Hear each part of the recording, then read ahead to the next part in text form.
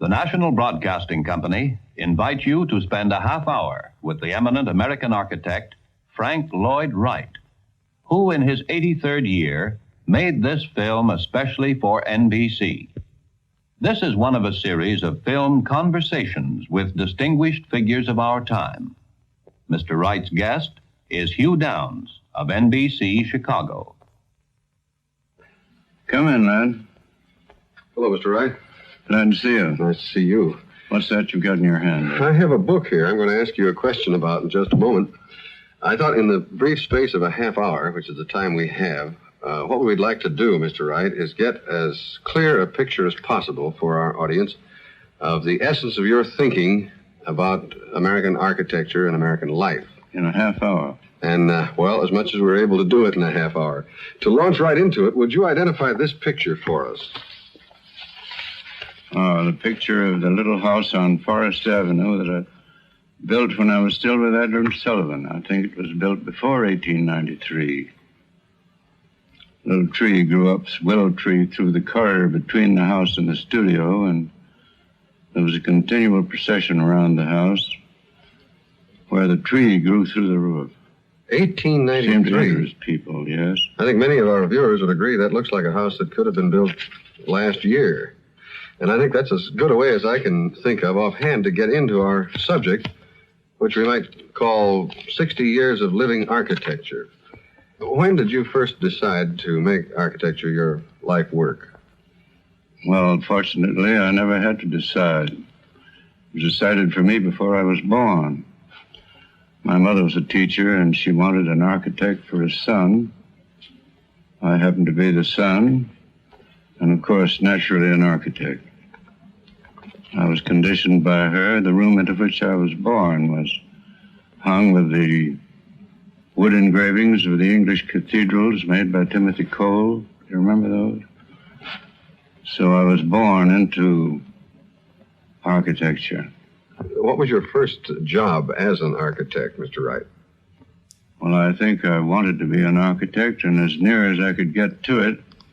In Madison, we were poor. We had no money to send me to an architectural school, and Madison, our home, had an engineering school, and a very kind dean, Professor Conover, gave me a stipend to work for him and work my way through the course at the university, and I worked my way almost through it.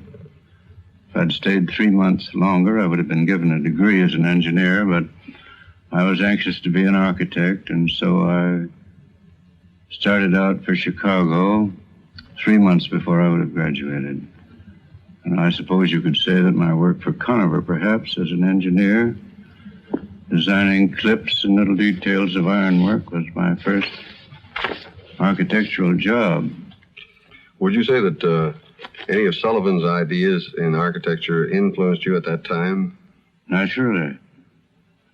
They were influencing nearly everybody in the country. How so? He was the real radical of his day, and his thought gave us the skyscraper. See, the building was, when buildings first began to be tall, they didn't know how to make them tall. They would put one 2-story or 3-story building on top of another until they had enough. And I remember Liebermeister would come in and did come in and throw something on my table, the Wainwright building in St. Louis. He said, "Wright, the thing is tall. What's the matter with a tall building?" And there it was, tall. And after that, why, the skyscraper began to flourish.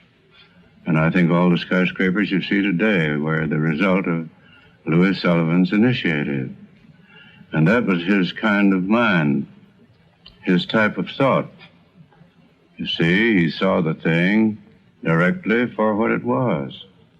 Most people who are at all acquainted with your work know the fact that your work is organic and intimately bound up with the lives of people. When did this idea first begin to take shape in your work? Well, that's pretty difficult to say. Of course, in my youth, nothing existed of the sort that I wanted to see happen. It didn't exist anywhere. It had to be made. And it happened out here on the western prairies of Chicago. The first expression in humane terms of what we call now organic architecture. When you use the word organic, is that any different from my use of the word modern architecture, in your opinion? Very different, because modern architecture is merely something maybe built today, but organic architecture is an architecture from within, outward, in which entity is the ideal. We don't use the word organic as referring to something hanging in a butcher shop, you know. Organic means, in philosophic sense, entity, where the whole is to the part as the part is to the whole, and where the nature of the material is the nature of the purpose. The nature of the entire performance becomes a necessity, and out of that comes what significance you can give the building as a creative artist. Well, now then, with that in mind, what do you try to put into a house when you design one? First of all, the family it's designed for, as a rule. Not always easy and not always successful, but usually so. And we try to put into that house a sense of unity of the altogether that makes it part of its site. If the thing is successful, the architect's effort, you can't imagine that house anywhere than right where it is. It's a part of its environment, and it graces its environment rather than disgraces it. A striking example of a site and house going together is, of course, Bear Run House. How did you relate the site to the house? Well, there was a rock ledge bank beside the waterfall, and the natural thing seemed to be to cantilever the house from the rock bank over the fall. See, and the Bear Run House came into possession of concrete and steel with which to build a house, and of course, the grammar of that house cleared up on that basis, and then, of course, Mr. Kaufman's love for a beautiful site. He loved the site where the house was built, and he liked to listen to the waterfall. So that was a prime motive in the design. I think you can hear the waterfall when you look at the design. At least it's there. And he lives intimately with the thing he loved. Tell us about your own home, Mr. Wright, Taliesin. Well, Taliesin, of course, was built in 1911 and was a kind of refuge at the time. I was getting a worm's eye view of society and needed to get into the country, and my mother had prepared this site for me and asked me to come and take it, and I did. And, of course, the countryside is southern Wisconsin, low hills, protruding rock ledges, wooded site, and the same thing applied to Taliesin. It applied to, later on, to Bear Run. The site determined the features and character of the house. Taliesin really is a stone house, and it is a house of the North, and it was built for the North.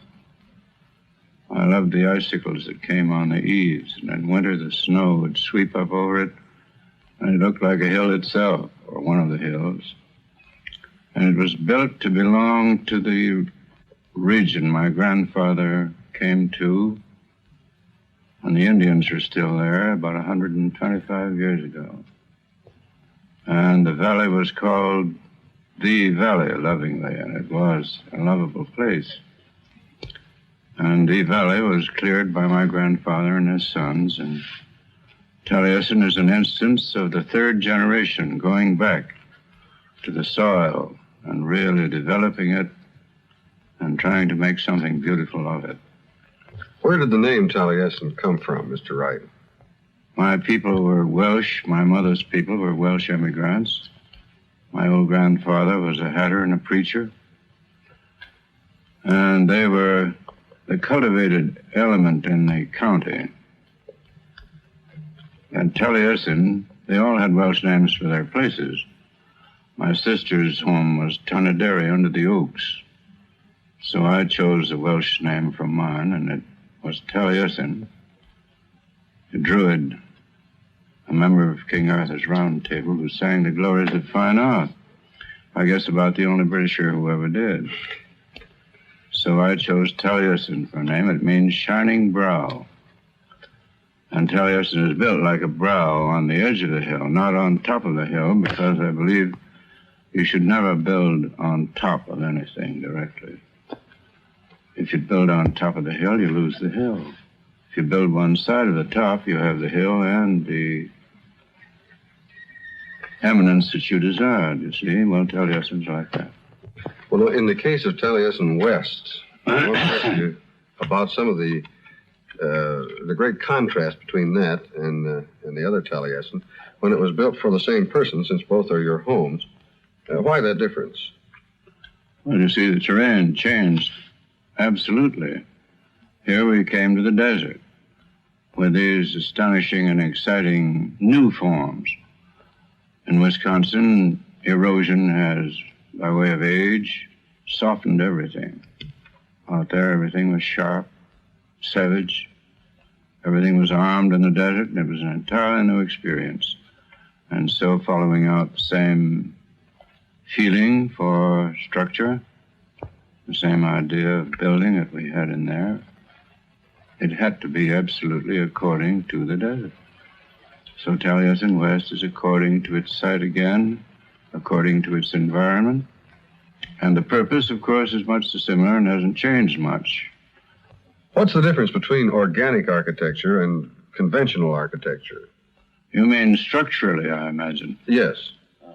Well, you see, the old post and beam construction, you can say this is the post and beam, post and beam. There's all a kind of superimposition. And if you wanted partitions, they cut and they would butt, you see, cut, butt, and slash. And if you wanted tension, you had to rivet something to something and make a connection that might give way. Well, the organic architecture brought the principles together so that a building was more like this. You see, you could pull on the structure.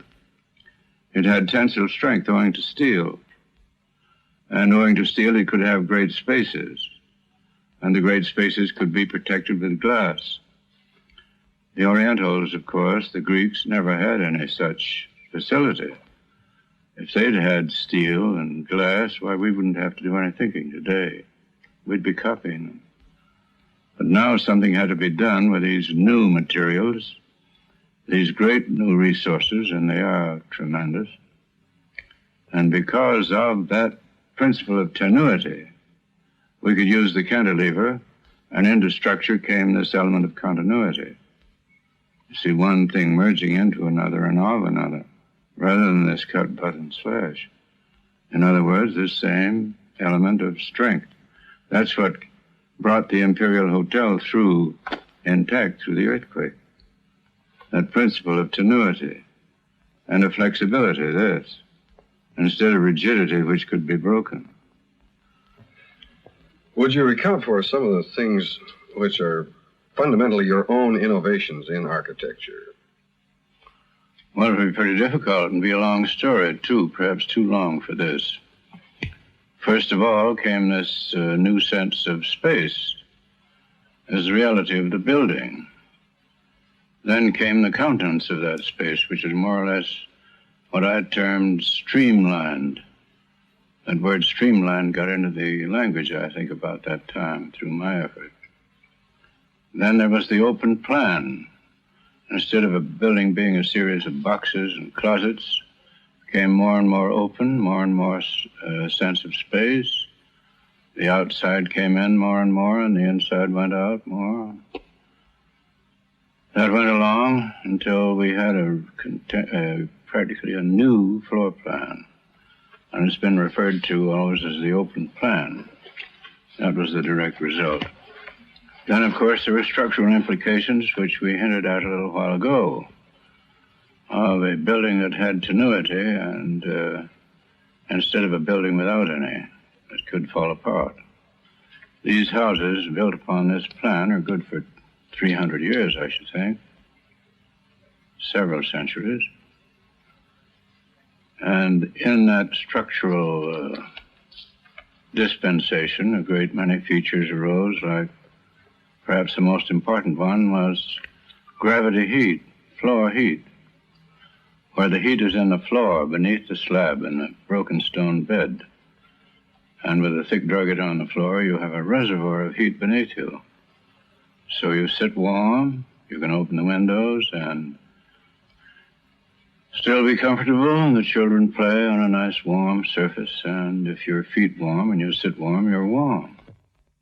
Oh, and I think the corner window is something we should mention in connection with innovation, and you can judge from what happened by way of the corner window, what has happened to many of the innovations.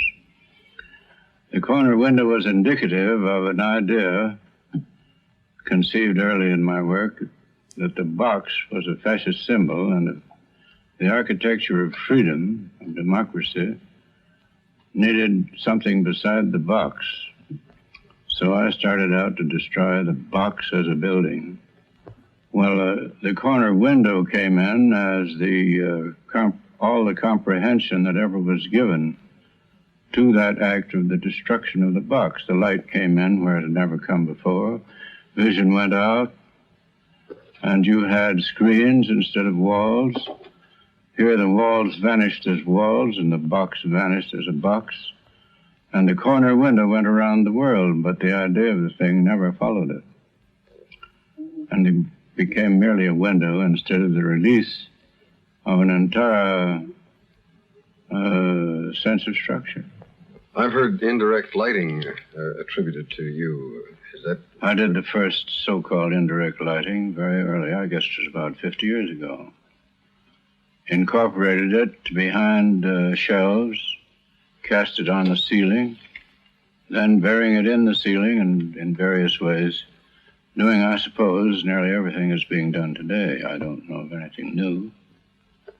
You've recently built a new church, and it's not typical of most churches in our experience. Could you tell us why? Well, there you see, the Unitarianism of my forefathers found expression in a building by one of the offspring. The idea of unity, Unitarian. The Unitarians believed in the unity of all things. Well, I tried to build a building here that expressed that sense of unity. The plan you see is triangle, the roof is triangular, and out of it you get this expression of reverence without the steeple.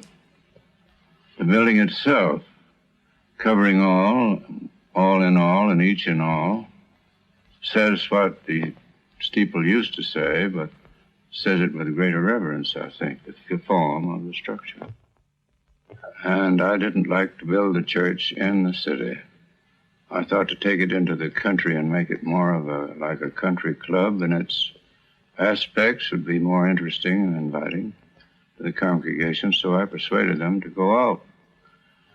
And I went out, but we didn't go far enough, I guess, because before we got the church built, the town came out. And we found ourselves suburban instead of in the country. But if you're going to decentralize now, you've got to go far and go fast, because everything is coming along.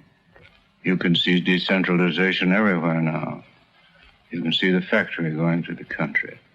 You can see the merchandiser, impatient with the traffic problem, moving out to the country. I think the gas station was an agent of decentralization. All these things are going on around you, whether you want to acknowledge them or not. Now, it has to be planned for. It's better to plan for it than it is to let it take place as the cities themselves grew. New York, for instance, is just an overgrown, crazed village in plan.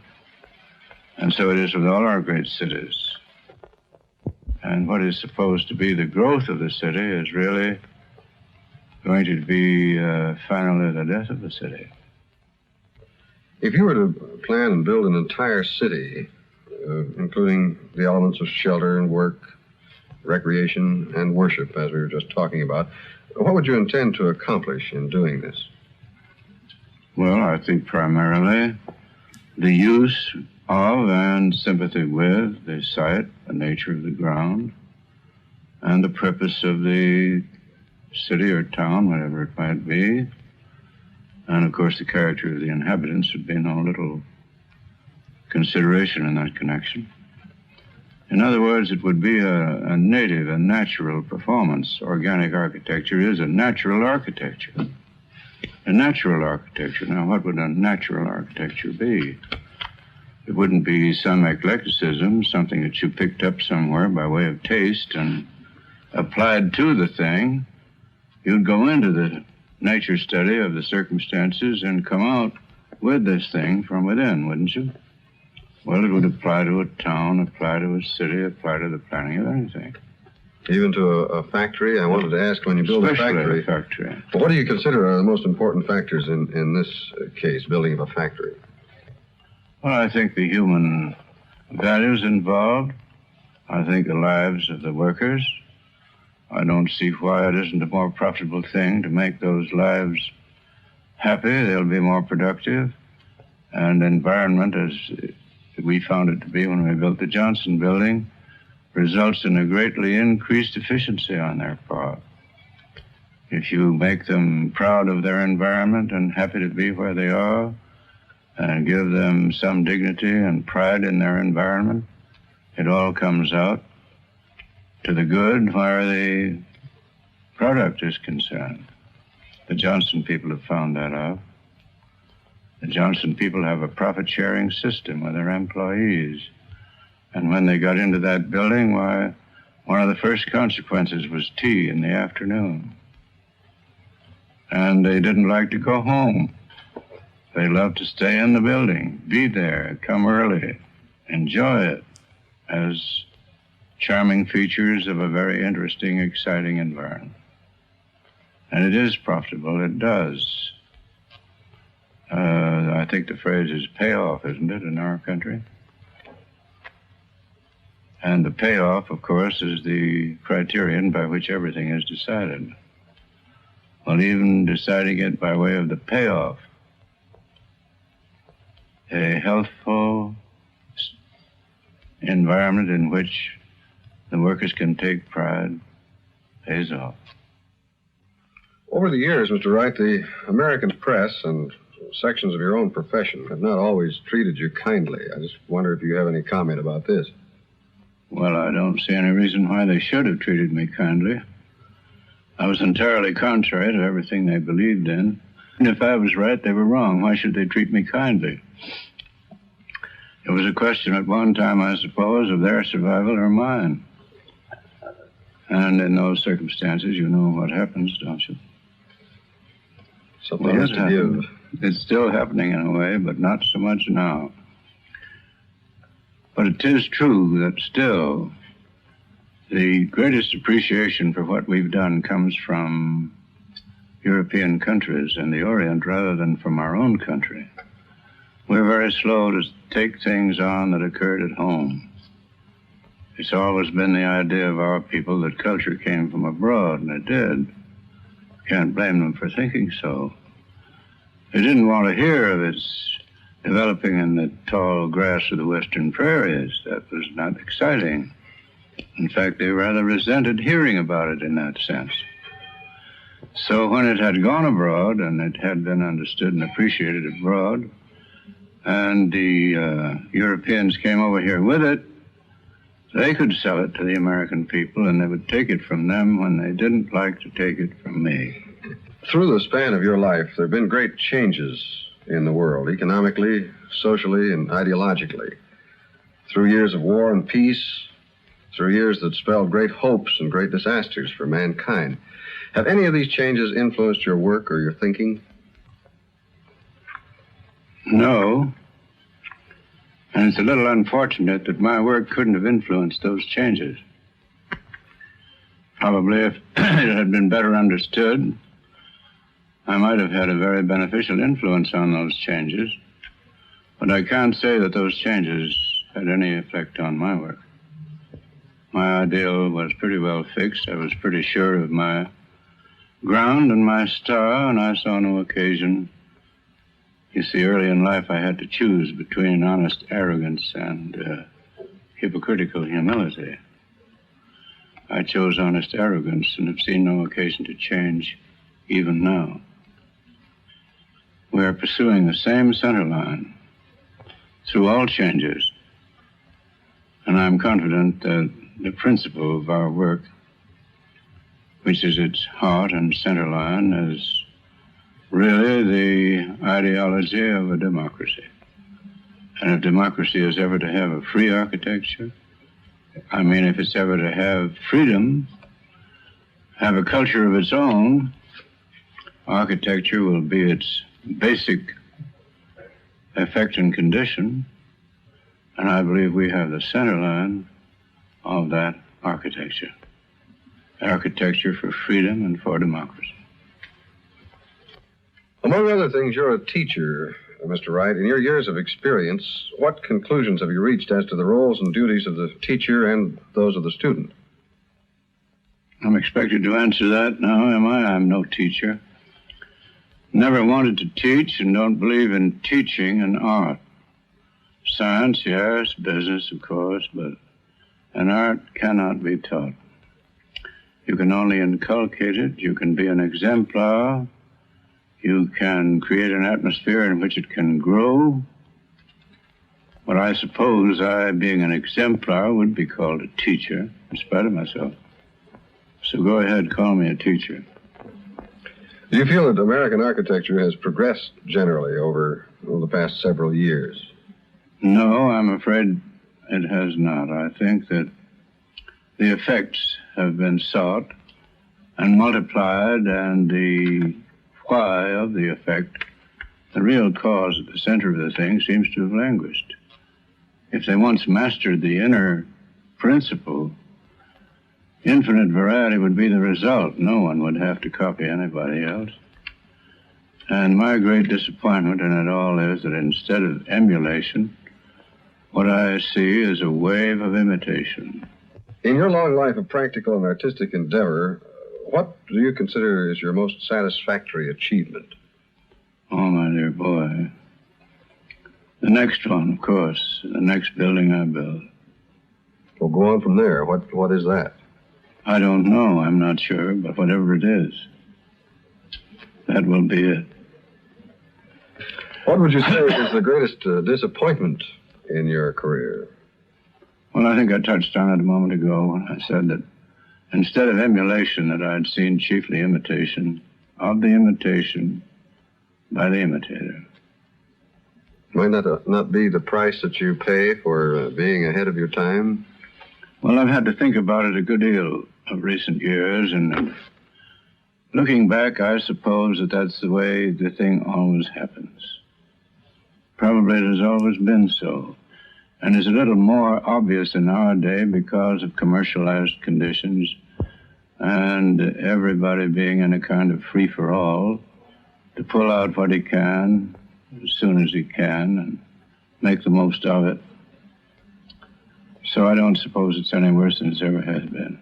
And maybe that's the way it has to come. Maybe that's the way great ideas eventually obtain by way of abuse. Well, it's a moot question. It's not to be settled here, nor is it to be settled by me. For the past half hour, we have been visiting Frank Lloyd Wright with his guest, Hugh Downs.